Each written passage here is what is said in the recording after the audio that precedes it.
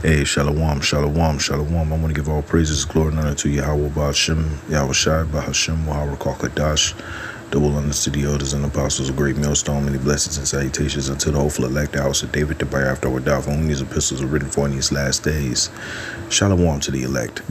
Wanted to go over a quick article on Salakia. I did a video yesterday and it cut off. I was still talking, but I did not know that it had cut off on me. So I'm gonna try to keep a little bit more closer eye.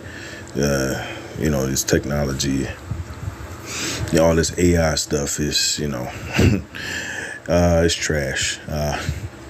Esau did a terrible job. But anyway, so we're just going to go into this article from RT News. It says Spain proposes first move towards European army.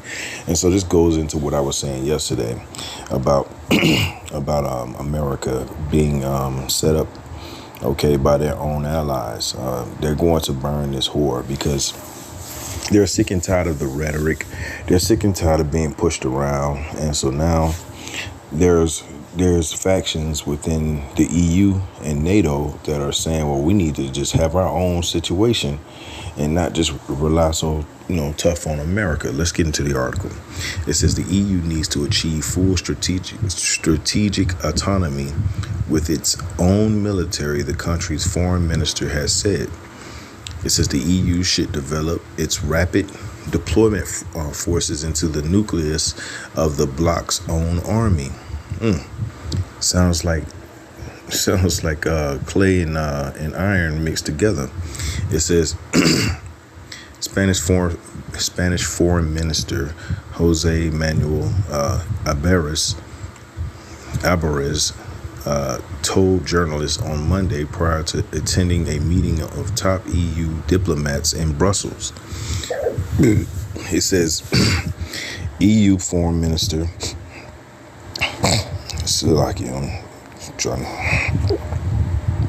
EU Foreign Minister, the EU Foreign Policy Chief Kaja Kallas noted at the gathering that ministers were left worried by recent changes in U.S. foreign policy. And so now you're getting in a situation, which I was speaking on earlier, yesterday, that the other countries are starting to realize that they don't have the ally that they thought they did. And so now they're planning and they're using strategy to, protect themselves. And they're looking to separate from America. This is just part of prophecy, man. It says, since his inauguration last month, U.S. President Donald Trump has begun reestablishing diplomatic ties with Moscow while demanding that European nations contribute more to NATO and take responsibility for their own security, right? It says the threat is European and therefore the response has to be European, as Alvarez said. It says the diplomat said he would urge the EU Foreign Affairs Council to reflect on how to boost the continent's defense capacity, right? So now they're looking to withdraw funds from aid and things of that nature, and they're going to put it into the military, which that goes into Joel 3 and 9. Let's get that.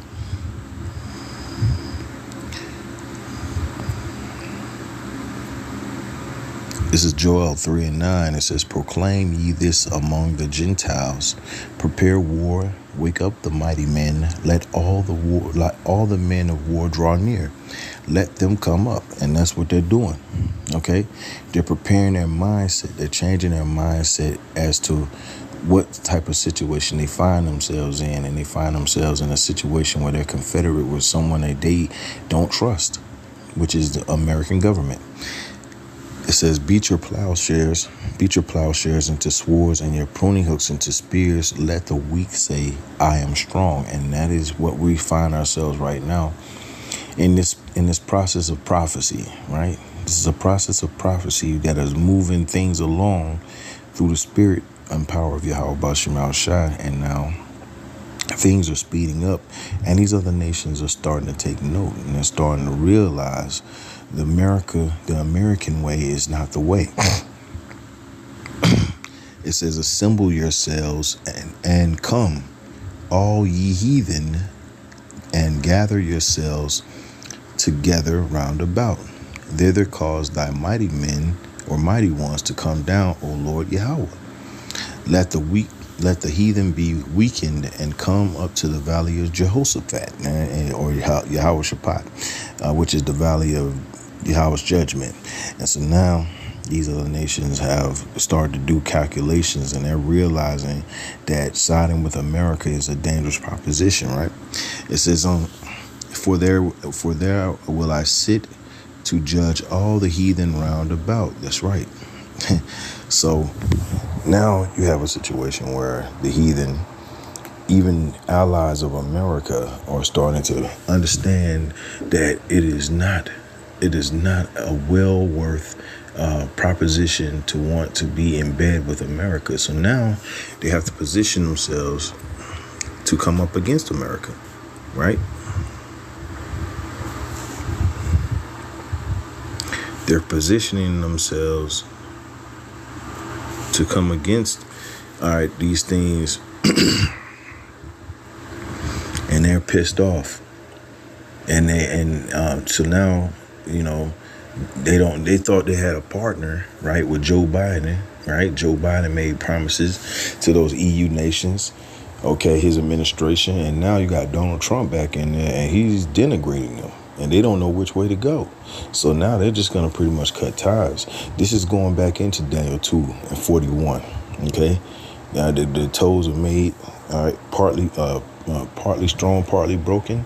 And they're realizing that, look, we got to have our own situation going on because we can't depend on America. This is Revelation 18:3. And this is why they pissed off.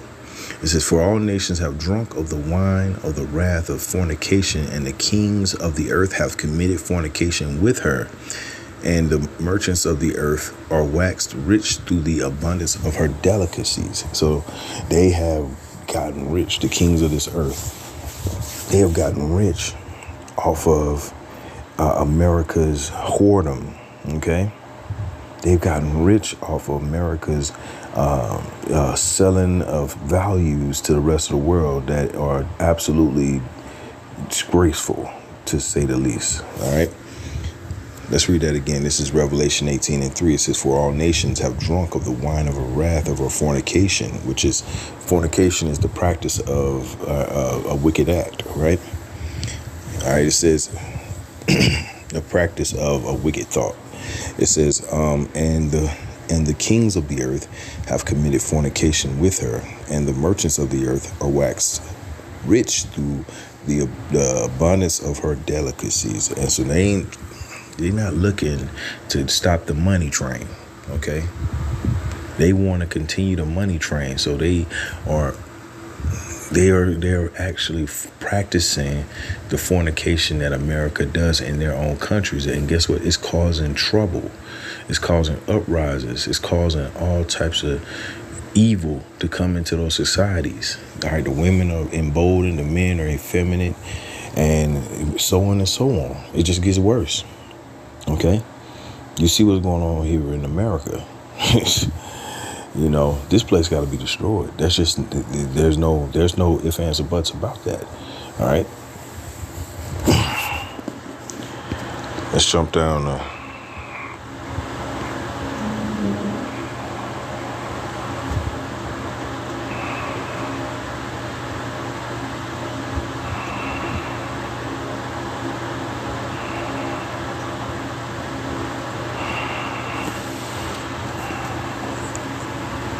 I'm going to go to Nahum.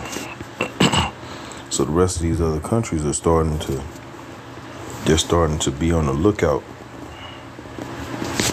Okay, they're starting to be on the lookout for all of the inaccuracies of America. This is Nahum 3:1. Woe to the bloody city! It is all full of lies and robbery. The prey departeth not. And so they understand America is a bloody city, man. It was built on blood, sustained on blood and destruction and lies and robbery, as it is still to this day. Jumping down to verse 4, it says, because of the multitude of the whoredoms of the well-favored harlot, the mistress of witchcrafts, that selleth nations through her whoredoms and families through her witchcrafts, right? So she has enchanted this entire world with that wine, which is philosophy, right? Which is a fruit. They have given this fruit unto the rest of the world, and they have partaken in it. And now they're starting to realize the side effects of taking of that fruit, which is that wine.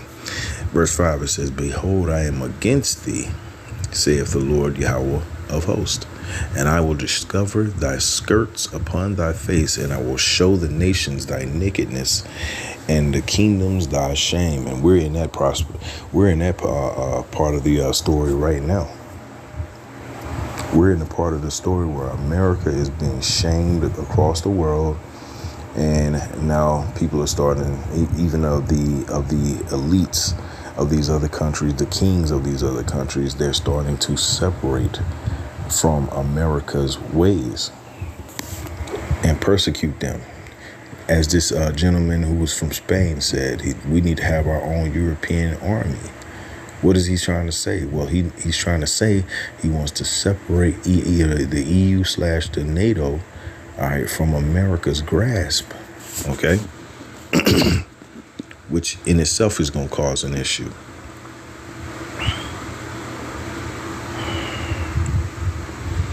Back in the article, it says the diplomat said he would urge the EU Foreign Affairs Council to reflect on how to boost the continent's defense capacity. It says capabilities that must include the ability to have rapid deployments forces that could even be the embryo of a European army. So as you know, you can see where this is going. It's not a mystery that if he's saying this out loud, okay, obviously these talks have been going on for quite a while. So now once it gets to the paper, that means it's pretty much well ingrained in all of these leaders' minds, right? It says the bloc also needs to achieve strategic autonomy and further develop its domestic defense industry and logistics, he added, which that goes in Joel 3 and 9. EU states agreed to develop a rapid deployment capacity, RDC, in 2022 after the escalation of the Ukrainian conflict. The measure was envisioned as a coordinated framework of rapid response forces to allow the bloc to quickly react to crises, situations, and was projected to be able to deploy up to 5,000 troops by this year, according to the European Commission. Last week, French President Emmanuel Macron, who has floated the idea of a unified European army in the past, said that dissent regarding defense strategy among EU states make a common force impossible. So they're still working out the kinks. But ultimately, the enemy is Babylon the Great. Okay? They're pretty much alluding to it. It says Ukrainian leader Vladimir Zelensky, which he's all for this. He's all for this. You got to understand why he's all for this, because he's technically a part of the European, thing. He could join that. All right, the Ukraine can join that, and they could possibly continue fighting Russia. But see, what's going to happen is that's going to draw everybody in, and it's going to be. This is what America's trying to avoid. They're trying to avoid this, but you can't avoid prophecy. Prophecy is going to happen, whether you want it to or not. It says, Ukrainian leader Vladimir Zelensky suggested last month that Kyiv's forces could form the basis of an army of Europe, as decades of the old relationship between Europe and America are ending. It says, and Europe needs to adjust. He stated that the Ukraine is currently holding back Russia from attacking other European countries. See now, you see that? You see what he's doing here? He's trying to present a unified front from a European perspective, which would make them feel patriotic and also responsible for if anything happens to Ukraine. You see, because they're going to try to take back that whole territory, and Russia ain't going to have that, and China ain't going to have that, and the rest of the BRICS nation ain't going to have that. It's going to force America's hand. Okay? And then you still got the war with Israel, or the Israelis, okay, and the Gazans, okay, and everybody else in the Middle East, right? All these things are happening, and it's leading to a major revolt.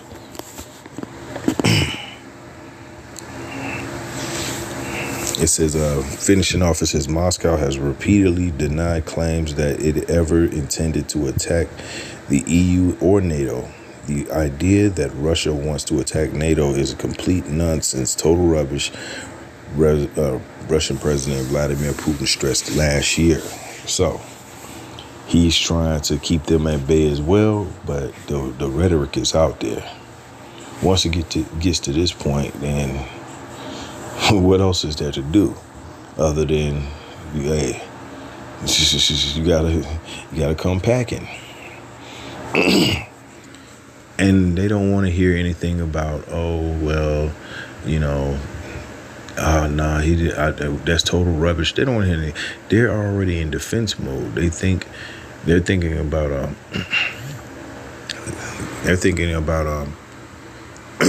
Slovakia. They're thinking about Ukraine's future. And they know that they weren't going to be able to get Ukraine into NATO or the EU. So this was the next best thing. Create your own bloc within Europe and then have them join that way, which you'll be an official NATO member, which will piss off America. But they don't care. Okay? Those European countries realize that they're pretty much on their own. So now they're looking to try to figure out their next strategy, which is to play America to the left in the meantime, okay?